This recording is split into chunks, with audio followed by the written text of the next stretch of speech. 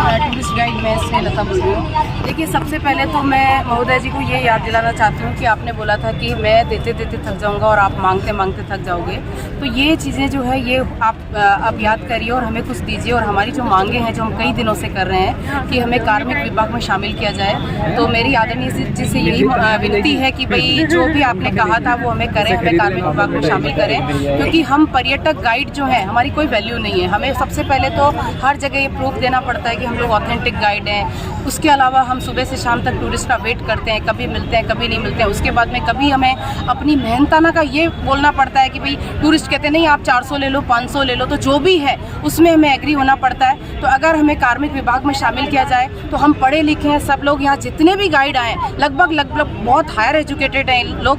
तो अपनी शिक्षा अपनी मेहनत के अनुसार इनको थोड़ा सा अगर मिले तो कार्मिक विभाग में शामिल किया जाए तो सर इज्जत बनी रहेगी। तो हमें इसमें शामिल किया जाए। धन्यवाद। हमारी मई में भर्ती हुई थी, वो एकदम बिल्कुल सरकारी प्रक्रिया की तरह हुई थी। फिर उसके बाद हमारा रिजल्ट आ गया, फिर हमारी ट्रेनिंग हुई। ट्रेनिंग के दौरान फिर हमें लाइसेंस जारी हो गया और फिर भी हमें कोई वेतन भत्ता कुछ नहीं दिया जा रहा है। हमें पुलिस वेरिफिकेशन भी दिया था हमने और कई साफ कह दिया, स्टाम्प में लिखवा दिया था कि कहीं भी नौकरी नहीं करनी है। और पर्यटक चलता था 12 महीने में 4 महीने आते हैं, 4 महीने में कहाँ गुजारा हो पाता है। और पर्यटक भी बहुत कमाते हैं। कुछ ऐसे जिले हैं वहाँ पर नाम मात्र पर्यटक आते हैं। तो मैं सरकार से ये निवेदन करना चाहती हूँ कि हमें जल्दी से जल्दी स्थायी नियुक्ति दी जाए, क्योंकि सरकार में कम से कम 15,000 रुपये आ रहे हैं। वो कहाँ से आ रहे हैं? पर्यटन विभाग से आ रहे हैं। तो जब पर्यटन विभाग को कुछ नहीं दिया जा रहा है, हमें कुछ दिया नहीं जा रहा है, तो हमारा काम है 2 देशों को जोड़ने का। जब हमें कुछ नहीं दिया जा रहा है तो फिर मतलब क्या निकलेगा? तो मैं सरकार से ये गुजारिश करना चाहती हूँ, क्योंकि हमारे पीछे कम से कम 10 लाख के रिपोर्ट बन रहे हैं। हम उसी को वोट देंगे जो अब की बार हमें स्थायी नियुक्ति देगा, हम वोट उसी को देंगे। मैं स्टेट लेवल गाइड रावेश सिंह गुजर। जैसे कि हमने सबसे पहले 21 अगस्त को एवं 25 जुलाई को 2 धरने दे चुके हैं हमारी गाइड मांगों को लेकर।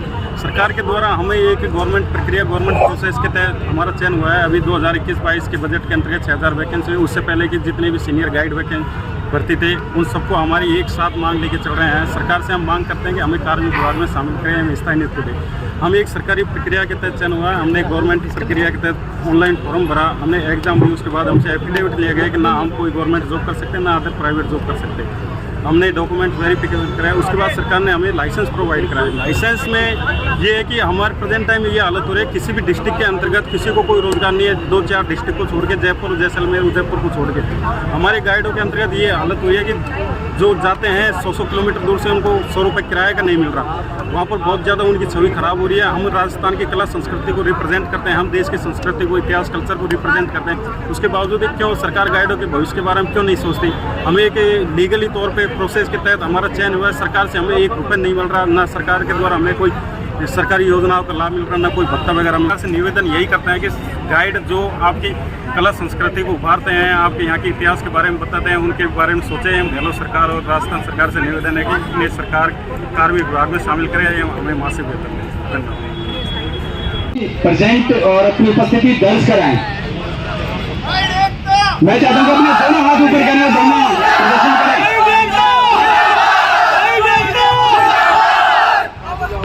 अभी भैया